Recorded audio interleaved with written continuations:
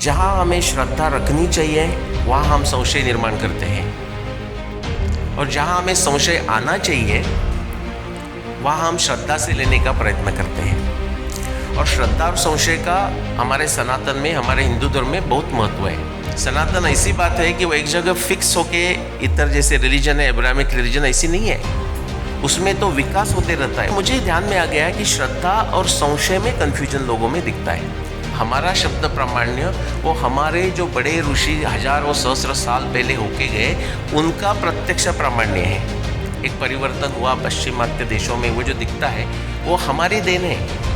कर्म, ध्यान, ये कोई अलग अलग चीज़ नहीं है। जो हमारे जो फाउंडेशंस है, वो फाउंडेशंस क्या है?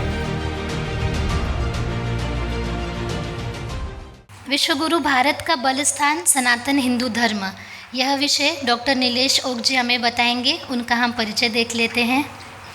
यूनाइटेड स्टेट्स ऑफ अमेरिका के अटलांटा प्रांत के डॉक्टर नीलेश ओक जी, आप एक लेखक हैं, रिसर्चर हैं, टेडेक्स स्पीकर हैं। आप institute of advance sciences Dartmouth Massachusetts में कार्यरत हैं। भारतीय सभ्यता के ज्ञान को तार्किक और वैज्ञानिक शोध के साथ पूरे विश्व के सामने रखने का सराहनीय कार्य आप पुस्तकों के माध्यम से, भाषणों से और साइंटिफिक रिसर्च के माध्यम से आपने बहुत ही अच्छे तरीके से रखा है। When did the Mahabharata war happen, the historic Rama, Bhishma Nirvana, यह सुप्रसिद्ध पुस्तकें आपने लिखी हैं। मैं डॉक्टर ओक जी से विनती करती हूँ कि हमारा मार्गदर्शन करें। बजरंगबली हनुमान की जय।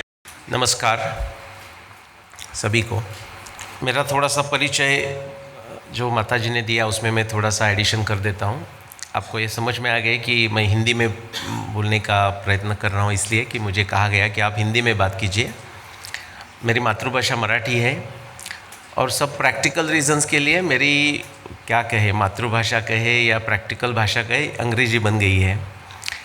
मैं 20 साल का था तब मैंने भारत छोड़ा और 33-34 हिंदी में क्या कहते हैं पता नहीं, 33 ऐसा कुछ मराठी में होगा, इतना साल मैं बाहर रहा। और लास्ट तो मेरे हिंदी के लिए आप मुझे क्षमा कीजिए, बहुत सारी उसमें गलती होगी। लास्ट 6 मंथ्स में दिसंबर में मैं यहाँ आया और 30 साल में ऐसा प्रथम हुआ कि मैंने सोच के आया कि मुझे अभी 3 हफ्ता से, जनरली मैं 3 सप्ताह के लिए आता था और फिर चला जाता था। मैंने सोचा ये समय मुझे एक कम से कम 6 महीने तो यहाँ बिताने हैं। जब मैं सब महानुभाव को सुन रहा था तो मैं क्या कहने वाला था वो भूल गया सबके सुनते हुए। इसलिए अभी जब स्वामी जी ने कहा कि जो हमारे वनवासी क्षेत्र का हम कह सकते हैं, उनका वहाँ बड़ा कार्य रहा। जो पास्ट के जो 6 मंथ्स है उसमें मैंने, जैसा कि कहा उन्होंने, तो मैं सब जगह जा रहा हूँ, भारत भर घूम रहा हूँ। सब जगह मेरा जो 30 साल का जो इतिहास के बारे में जो संशोधन है उसके बारे में मैं सबके साथ चर्चा कर रहा हूँ। IITs में जा रहा हूँ, IIMs में जा रहा हूँ, सब engineering colleges, medical colleges, high school, छोटा कॉलेजेस, बड़ा कॉलेजेस, लॉयर्स के लीगल कॉलेजेस, मेडिकल कॉलेजेस, सब जगह मैं जा रहा हूँ। जैसा अभी ये धर्म सम्मेलन है ऐसी जगह भी जा रहा हूँ। जैसा कि मेरा जो प्रारंभ हुआ दिसंबर में, वही जो मैसूर के जो वेदांत भारती, जैसे कि हमारे शंकराचार्य के आश्रम के ही जो श्रृंगेरी के ही उसके अनेक जो पीठ है, 10-12 पीठ है, उन्होंने अयोध्या में सम्मेलन आयोजित किया था। वो था आनंद, ये विषय पे आनंद। तो उसमें मुझे भी बात करने का अवसर मिला। तो तब से मेरा जो भ्रमण चल रहा है उसमें 6 महीने में मुझे एक मेरा ऑब्जर्वेशन कह सकते हैं, वो ऐसा है। अच्छी बातें तो बहुत सुनी, उत्साह भी बहुत है सब लोगों में, लेकिन हमें एक वैचारिक सुरक्षा, ये जो सदगुरु पिंगले जी ने कहा कि जो 5 जो विषय है उसमें से एक वैचारिक सुरक्षा, उन्होंने कहा कि वो 3-4 दिनों के बाद चर्चा होगी, लेकिन हर दिन जब हम भोजन करते हैं तो सब प्रकार के पदार्थ चाहिए, ऐसा मैं वैचारिक सुरक्षा के माध्यम से कहूँगा। एक मेरे ध्यान में आ गया, ये सब लोगों का प्रॉब्लम नहीं है, लेकिन प्राधान्यता से ये बात मुझे सब जगह नज़र आई, चाहे वो आईआईटी में हो या आईआईएम में हो, विचारवंतों की बैठक हो, जिसको हम इंटेलेक्चुअल्स कहते हैं, या इंटेलेक्चुअल क्षत्रियों का गैदरिंग हो, उसमें भी, और सामान्य जो हमारे सब जो कार्यकर्ता है उसमें भी हो, कि श्रद्धा और संशय, इसका थोड़ा सा कन्फ्यूजन।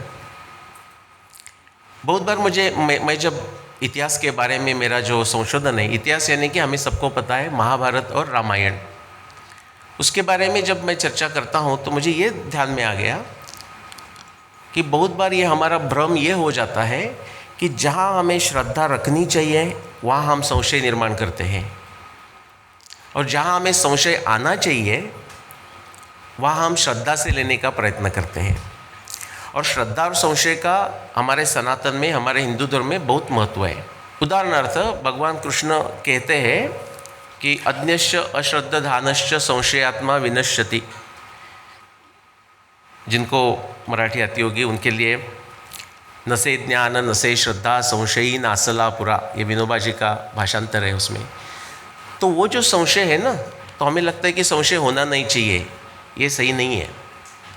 जब कृष्ण भगवान कह रहे हैं कि संशयात्मा विनश्यति, संशय से पूरा नाश होगा, तो वो मन के संशय की बात कर रहे हैं। लेकिन बुद्धि का संशय तो होना चाहिए। जिन लोगों ने दर्शन शास्त्र का अभ्यास किया है उनको पता होगा कि उसमें हर एक जगह संशय का वर्णन आता है। समझ लो, हम न्याय दर्शन ले ले तो प्रमाण, प्रमेय, प्रयोजन, संशय, दृष्टांत, आगे आता है सिद्धांत, अवयव, तर्क, निर्णय, वाद। लेकिन उसमें जो संशय आता है उसका बड़ा महत्व है। संशय के बिना तो हमारी प्रगति नहीं हो सकती। और सनातन का तो व्याख्या ही है, सनातनो, यास्काचार्य ने की है, सनातनो नित्य नूतना। सनातन ऐसी बात है कि वो एक जगह फिक्स होके, इतर जैसे रिलीजन है, एब्राहमिक रिलीजन ऐसी नहीं है। उसमें तो विकास होते रहता है, वो आध्यात्मिक हो या हमारा शारीरिक हो या प्राकृतिक हो, अभ्युदय की बात हो, सब में विकास होते रहता है। तो मुझे ध्यान में आ गया कि श्रद्धा और संशय में कन्फ्यूजन लोगों में दिखता है। जहाँ श्रद्धा लेना चाहिए वह संशय का निर्माण मुझे दिखता है। सबके बारे में मैं कह नहीं रहा हूँ, लेकिन मुझे जो एक वैचारिक सुरक्षिता के विचार से जो मुझे एक प्रॉब्लम नज़र आया, प्रॉब्लम मुझे नोटिस हुआ, और वो कंसिस्टेंट है। कि कम से कम मैं दिल्ली से लेके तमिलनाडु तक, चेन्नई तक, अभी मैं इसके बाद मैं गुजरात में, यहाँ से ही डायरेक्ट मैं गुजरात में नवसारी, डांग, ये एरिया में जा रहा हूँ पदयात्रा करने के लिए। वो भी एक नया अनुभव आएगा। लेकिन अभी तक का कलकत्ता से लेके मुंबई तक, दिल्ली से लेके चेन्नई तक, आंध्र प्रदेश, कहाँ सब जगह मैं गया और वही अनुभव आया। तो मुझे उसके ऊपर एक मेरा जो चिंतन है वो मैं आपके सामने रखना चाहता हूँ। ऐसा शायद क्यों होता होगा? मुझे लगता है कि हमारे यहाँ कहा जाता है कि हमारा जो सनातन है उसमें जो एम्फसिस है, प्राथमिकता से शब्द प्रामाण्य पे विशेष है, ऐसा कहा जाता है। आपने सुना है? शब्द प्रामाण्य का हमारे यहाँ बहुत महत्व है। शब्द प्रामाण्य का महत्व तो है ही, लेकिन प्रत्यक्ष प्रामाण्य का महत्व भी हम भूलना नहीं चाहिए। कृष्ण जब 9वें अध्याय में आप कहते हैं ना, राज विद्या राजगुह्यम पवित्रमिदमुत्तमम प्रत्यक्षा अवगम्यम धर्म्यम, बोलते कि आप प्रत्यक्ष खुद अनुभव कर सकते हैं इसका। अभी जब शब्द प्रामाण्य की हम बात करेंगे तो लोग हमें कहेंगे कि नहीं, हमारे इसमें तो शब्द प्रामाण्य का ही हम कर सकते हैं। शब्द प्रामाण्य ये वेरी इफ़िशिएंट शॉर्टकट है। क्यों शॉर्टकट है? क्योंकि हम जिसको शब्द प्रामाण्य मानते हैं, हमारा शब्द प्रामाण्य वो हमारे जो बड़े ऋषि हजारों सहस्र साल पहले होके गए, उनका प्रत्यक्ष प्रामाण्य है। उन्होंने वो अनुभव किया और उन्होंने लिखा, इसलिए हम शब्द प्रामाण्य से विश्वास के साथ, श्रद्धा के साथ वो ले सकते हैं। लेकिन किसी का तो प्रत्यक्ष प्रामाण्य है। इसका अर्थ ये होता है कि सिर्फ हम शब्द प्रामाण्य सुन के न करें, लेकिन शब्द प्रामाण्य का हम भी प्रत्यक्ष प्रामाण्य से अनुभव लेने का प्रयत्न करें। ये सिर्फ हमारे कर सकते हैं ऐसा नहीं। कोई बोलेगा शब्द प्रामाण्य से आपको प्रत्यक्ष प्रामाण्य करना है तो कर लो, नहीं कर लो नहीं, ये तो आपको रिस्पॉन्सिबिलिटी भी हो जाती है, और ये आपकी एक करना ही आपको चाहिए। ये एक बुद्धि से जो मेरा जो विषय 30 साल का जो मैं स्टडी किया, वो कैसे प्रारंभ हुआ उसका। मुझे लोग पूछते कि ऐसा आपके मन में कैसा आ गया, उसका कोई मेरे पास उत्तर नहीं है। उसका एक जिज्ञासा, यही आप उत्तर दे सकते हैं कि भगवान कृष्ण ने भक्तों का वर्णन करते हुए 4 प्रकार के भक्तों का वर्णन किया है। अर्थ जिज्ञासु, अर्थार्थी, ज्ञानी च भरतर्षभ। उसमें से जो जिज्ञासु है, शायद वो जिज्ञासु से उसका प्रारंभ हुआ। तो 1994 के अभी कितना हो गए, 30 साल हो गए। तो मैं जब अमेरिका में, तब कनाडा में मैं मास्टर्स कर रहा था केमिकल इंजीनियरिंग में। तो मेरा मास्टर्स ऑलमोस्ट फिनिश हो गया था, थोड़ा समय था मेरे पास मेरा थीसिस होने के बाद। तो मैं उधर के लाइब्रेरी में चला गया। आपको जिनको पता नहीं है उनको सुन के ये आनंद होगा कि समझ लो अमेरिका कनाडा के एक मिलजुल करके समझ लो 500 to 600 यूनिवर्सिटी आप लिस्ट करें, तो वो सब यूनिवर्सिटी में आपको महाभारत और रामायण की सब कॉपीज़ मिलेगी, मल्टीपल कॉपीज़ मिलेगी आपको, मल्टीपल कॉपीज़। इसका मतलब कि आपने तालियां बजाई, बहुत धन्यवाद। इसका मतलब वहाँ के लोग उसका अध्ययन कर रहे हैं। कल हमारी परम पूज्य आठवले जी के साथ एक 30-40 लोगों के साथ मुलाकात हुई। उन्होंने जब हमारे साथ बातचीत चल रही थी अनेक लोगों के साथ, तो उन्होंने कहा कि हाँ पढ़ना है, हमारे शास्त्र हमें पढ़ने हैं। तो उन्होंने कहा पढ़ने हैं, लेकिन पढ़ने सिर्फ नहीं है, उसका अभ्यास करना है। ओके तो वही शब्द प्रामाण्य से प्रत्यक्ष प्रामाण्य में जाने वाली बात है। तो उसका फ्रेमवर्क क्या है, जैसे कि प्राथमिकता में मंत्रों का पठन हो गया। तो यहाँ के जो निवेदक थे उन्होंने कहा कि ये हमारा जो धर्म ऐसा है कि वो एकदम वैज्ञानिक धर्म है। लेकिन जैसा मैंने आपको ये ऑब्जर्वेशन कहा कि श्रद्धा और संशय में कन्फ्यूजन होता है, ऐसा दूसरा मेरा ऑब्जर्वेशन है। यहाँ ऐसा नहीं, पूरा विश्व में वही ऑब्जर्वेशन मैं नोटिस करता हूँ, भारतीय लोगों में, हिंदू लोगों में, कि वैज्ञानिक और धार्मिक उसमें आगे पीछे चलते रहते हैं। कभी विज्ञान को गाली देते हैं, आपने सुना है कि सिर्फ मैंने ही सुना है। कभी विज्ञान को गाली दी जाती है, ओके कि नहीं ये विज्ञान से कुछ नहीं, हमारा धर्म ऐसा है। लेकिन ये विज्ञान किसका है? लास्ट 500 की आप बात करें तो यूरोप में विज्ञान की एक प्रगति हो गई और उससे हमें लगा कि ये विज्ञान पाश्चात्य है। ऐसी बात है ही नहीं। आपको ये प्रश्न पूछना पड़ेगा कि लास्ट 500 साल के पहले ही यूरोप में विज्ञान का प्रसार क्यों हुआ, विज्ञान का डेवलपमेंट क्यों हुआ? पता है किसको? जब वास्को डी गामा एक गोवा के भूमि में आ गए, ओके, उन्होंने भारत खोज निकाला हमें खोज निकाला, डिस्कवर्ड, ऐसा कहते हैं। Vasco D gamma discovered India. हमें तो पहले से पता था ना।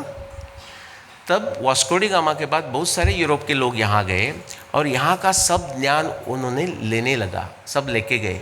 जैसे केरला से बहुत सारा ज्ञान चला गया, सब भारत से ज्ञान चला गया। सूर्य सिद्धांत करके हमारा जो एस्ट्रोनॉमी का ग्रंथ है, हमें कितने लोगों ने पढ़ा है? उसका जो भाषांतर हुआ वो तो ट्रांस अटलांटिक प्रोजेक्ट था। इंग्लैंड के प्रोफेसर्स, फ्रांस के प्रोफेसर्स, अमेरिका के प्रोफेसर्स, ये पूर्ण एकत्र के उन्होंने भाषांतर किया। क्यों किया? क्योंकि उनका ये ग्रंथों का महत्व समझा। ये ग्रंथों के कारण जो हमें जो वैज्ञानिक एक परिवर्तन हुआ पश्चिमात्य देशों में, वो जो दिखता है वो हमारी देन है। तो इसलिए मैं कह रहा हूँ कि उसका क्या, अभी हमें किसी ने कहा कि ये विज्ञान चीज़ क्या है, मॉडर्न जो साइंस है वो क्या है? तो इंग्लिश में ऐसा कहा जाता है, सबसे जो उसकी उत्तम व्याख्या है वो ऐसी व्याख्या है कि आपके पास एक प्रॉब्लम है, प्रॉब्लम यानी कि संशय है, वो संशय निवारण करने के लिए आप एक हेतु प्रस्तापित करते हैं, उसको प्रमेय कहते हैं। ओके, तो वो कहते हैं कि it's a triangulation of explanation, prediction, testing in the context of a theory, in the context of a background knowledge। अभी इंग्लिश सुना तो हमें इम्प्रेसिव लगता है।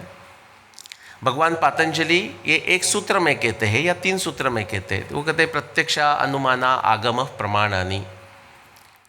ये आप ट्रायंगुलेशन करोगे तो आपको सत्य के नज़दीक जाओगे, आप सत्य का अंश आपको पता चलेगा। इसके बरोबर अपोजिट करेंगे, विपर्ययो मिथ्या ज्ञानम अतद्रूप प्रतिष्ठम, तो मिथ्या ज्ञान आपको मिलेगा। और तीसरी बात कहते हैं शब्द ज्ञानानुपाति वस्तु शून्यो विकल्प। आप कोई तो शब्द ज्ञान तो दे रहे, ऐसा हम बोलते हैं ना कि मेरे विचार में ऐसा मुझे लगता है, मुझे ऐसा लगता है, ये शब्द ज्ञान है। शब्द ज्ञानानुपाती वस्तुशून्य विकल्प, लेकिन उसके लिए कोई साक्ष्य नहीं है तो उससे कन्फ्यूजन हो जाता है। ये तीनों में पतंजलि ने आपको विज्ञान बता दिया। तो जो मैं इंग्लिश में आपको बोला ट्रायंगुलेशन, वही पतंजलि ने कह दिया है। तो ये विज्ञान कोई दूसरे का नहीं है, वो विज्ञान हमारा ही है। ये विज्ञान के साथ मैंने 1994 में उसका प्रारंभ किया। मैं ये मान्य करता हूँ कि मेरा भी प्रवास वेस्टर्न साइंस के साथ शुरुआत हुई। मैं 1994 की बात कर रहा हूँ, मैं कैलिफोर्निया बर्कले में था। तो वहाँ के एक अमेरिकन प्रोफेसर ने मुझे कहा, तो बोलते कि आपको साइंस में इतनी रुचि है, मैं क्वांटम मैकेनिक्स में कोई स्टडी कर रहा था, उन्होंने बोला कि आप न्याय दर्शन क्यों नहीं पढ़ते। तो ये मुझे उसमें गर्व बिल्कुल महसूस नहीं होता। मैंने उनको कहा कि न्याय दर्शन क्या चीज़ है, और न्याय शब्द सुन के मैं तो कोर्ट वगैरह कुछ लॉयर वगैरह ऐसा ही सोच रहा था। तब 1994 की बात है। तो ये हमारे तत्वज्ञान का दर्शन का ग्रंथ है। उसके साथ क्या हुआ, मैं आपको मेरा एक जो संशोधन है उसके एक समरी देता हूँ। मुझे ये आशा है कि आप ये थोड़ा सा उसमें जितना स्मरण में रहे उतना स्मरण में रखें। और आप बहुत सब कार्य करता है, तो आप जब फील्ड में जाते हैं तो बहुत बार ऐसा हमारे धर्म पे वो सच नहीं है, लेकिन ऐसा किया जाता है कि अरे आपका तो विज्ञान के अलग है, विज्ञान से अलग है। ये बाकी जो अब्राहमिक रिलीजन्स है, जुडाइज़म, क्रिश्चियनिटी, ओके, और इस्लाम, उनके लिए एप्लीकेबल है, लेकिन हिंदू धर्म के लिए, सनातन के लिए एप्लीकेबल ही नहीं है। सनातन ने ही तो ये विज्ञान दिया है। उसके साथ जब मैं प्रारंभ किया तो मैं एक श्लोक के साथ मेरा प्रारंभ हुआ महाभारत का अभ्यास करने का। एक ऐसा महाभारत में श्लोक आता है, युद्ध के 18 दिन के युद्ध के एक दिन सिर्फ पहले व्यासदेव धृतराष्ट्र को मिल रहे और बोल रहे कि राजा सोच, अभी भी युद्ध तो टाल सकता है। लेकिन धृतराष्ट्र ने तो निर्णय लिया है कि मेरे पास 11 अक्षौहिणी सैन्य है, मैं जीतने वाला हूँ। तो धृतराष्ट्र का मन को बदलने का प्रयत्न करने के लिए व्यासदेव जी जो बहुत सारी चीज़ें कहते हैं, उसमें जो हमें निमित्त कहते हैं, वो बोल रहे देखो धरा पे क्या क्या हो रहा है। ये जो शकुन बोलते हैं हम उसको, या साइंस बोलते हैं, वो अच्छे निमित्त, संस्कृत वर्ड है निमित्त, ये अच्छे दिख नहीं रहे। उसमें से एक उन्होंने कहा कि देखो आकाश में आप देखोगे तो ऐसा दिख रहा है कि जो अरुंधति का जो तारा है वो वशिष्ठ के आगे चल रहा है। या जैसा विसुता राजस त्रैलोक्य साधु सम्मता अरुंधति तयापेश वशिष्ठ पृष्ठत कृत। विज्ञान में ऐसी जो कोई साक्षरती है उसको डिसाइसिव एविडेंस बोलते हैं, निर्णायक पद्धति की साक्ष्य। क्यों? क्योंकि आज के समय में हमें ऐसा वर्णन है ही नहीं। आकाश में आप रात में जाके देखोगे तो वशिष्ठ आगे चल रहे हैं अरुंधति के। आज ही नहीं, आप 1,000 साल पीछे चले जाइए तो भी वशिष्ठ आगे, 2,000 पीछे जाइए तो भी वशिष्ठ आगे, 3, 4, 5, 6 सहस्र साल पहले जाइए तो भी वशिष्ठ आगे। लेकिन व्यासदेव तो कह रहे हैं महाभारत युद्ध के समय अरुंधति व्यास के आगे है। तो जब हमें इंजीनियरिंग एटलीस्ट सीखते रहते हैं तो हमें लगता है कि हम सब कुछ कर सकते हैं बाद में वो भ्रम चला जाता है। लेकिन तब मुझे लगा कि मैं केमिकल इंजीनियर हूँ, या ठीक है ये तो सिंपल प्रॉब्लम है, 1-2 सप्ताह में फिनिश कर दूंगा। ये 1994 की बात है। 1-2 सप्ताह चले गए, मंथ्स चले गए, ईयर्स चले गए, मुझे 15 साल लगे। ये जो मैंने आपको जो श्लोक कहा ना, उसका तर्कशास्त्र, तंत्र युक्ति और विज्ञान बुद्धि से अर्थ निकालने के लिए प्रत्यक्ष शब्द प्रामाण्य तो व्यास जी ने कहा है, महाभारत के समय अरुंधति आगे चल रही है, लेकिन वो ऐसा क्यों हुआ, ऐसा हो सकता है क्या, और हुआ तो कब हुआ, ये समझने के लिए मुझे 15 साल लगे, 1994 से लेकर 2009 तक। लेकिन उसमें एक ब्लेसिंग भी आ गई कि जब वो मैंने दिखा दिया, सिद्ध किया कि एक्चुअली ऐसा होता था पुराने कोई समय में, 10,000 BC से लेके 4500 BC तक ऐसा समय था 5,000 साल का, कि पृथ्वी पे कोई देखता था आकाश में तो उसको अरुंधति वशिष्ठ के आगे जाते हुए दिखती थी। इसके लिए तो 15 साल लगे, लेकिन एक फिर चमत्कार हो गया। ये व्यास कृपा मैं कहता हूँ। महाभारत में 300 के आसपास ऐसे ही खगोलीय, जिसको हम एस्ट्रोनॉमी कहेंगे, ऐसी साक्ष्य है। और जैसा हम जिक्सॉ पजल सॉल्व करते हैं ना, या क्या बोलते हैं क्रॉसवर्ड पजल, शब्द कोड़े मराठी में, जैसा हम क्रॉसवर्ड पजल जिस दिन में आता है वर्तमान पत्र में, हमें लगता है आज शायद नई सॉल्व कर पाएंगे, लेकिन एक दो शब्द आ गए तो सब कुछ पटापट आ जाते हैं। ऐसा ही हुआ, ये एक जो 15 साल लगे, लेकिन ये होने के बाद बाकी के जो 300 के आसपास के जो खगोलीय संदर्भ थे, साक्ष्य थे, वो एकदम जिक्सॉ पजल हम सॉल्व करते हैं ना अपने देश के राज्यों का, या ऐसा ऐसा सब सॉल्व हो गए। और एक साल आ गया और दूसरा कोई साल आ ही नहीं सकता, वो है 5561 BC।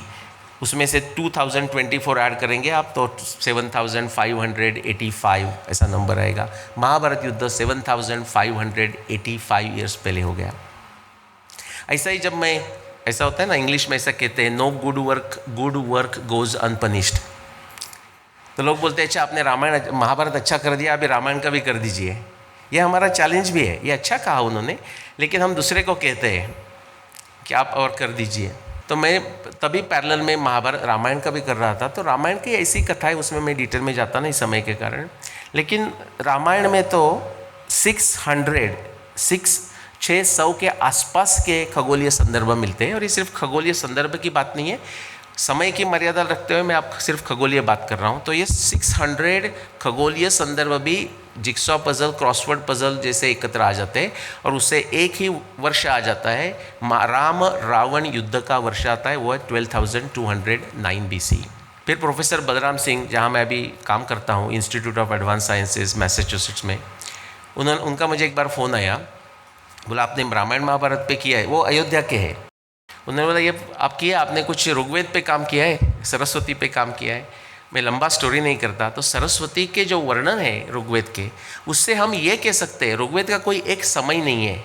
ऋग्वेद तो हम अपौरुषेय मानते हैं, वो विषय में मैं अभी बात नहीं करूँगा, लेकिन उसमें जो ऋग्वेद में जो सरस्वती के वर्णन है वो कैसे वर्णन है, नदी तमे अम्बी तमे देवी तमे सरस्वती गिरिभ्या समुद्र, सबसे बड़ी नदी, सबसे बड़ी मीन्स क्या, सिंधु से भी बड़ी, गंगा से भी बड़ी, यमुना से भी बड़ी, सतलज नदी से भी बड़ी, ऐसा वर्णन है उसका।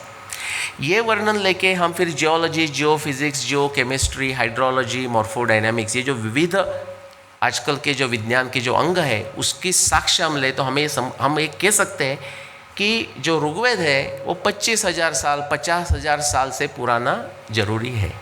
ये इसलिए मैं आपको कह रहा हूँ कि हम जब बात करते हैं, कोई भी हमें पूछता है कि अच्छा आपका तो बहुत पुराना धर्म है, ऐसा सुना है, कितना पुराना है। विशेषता मैं तो दुनिया में घूमता हूँ तो मुझे पूछते हैं, और एक मैं हमारे भारतीय हिंदू लोग ही आंसर देते हुए मैं सुनता हूँ, वो कहते हैं आपने भी दिया होगा 5,000 साल से पुरानी। मैं आपको एक ही बात आपको आज से लेना है मेरे ये एक 20 मिनट के वक्तव्य से, तो ये लीजिए कि आप किसी ने कुछ पूछा और आप किसी को, अपने बच्चों को भी उत्तर देते हैं कि बेटा हमारी संस्कृति बहुत पुरानी है, 5,000 साल से पुरानी है, तो ये जो बात है वो बात झूठ है, वो बोलना बंद कर दो।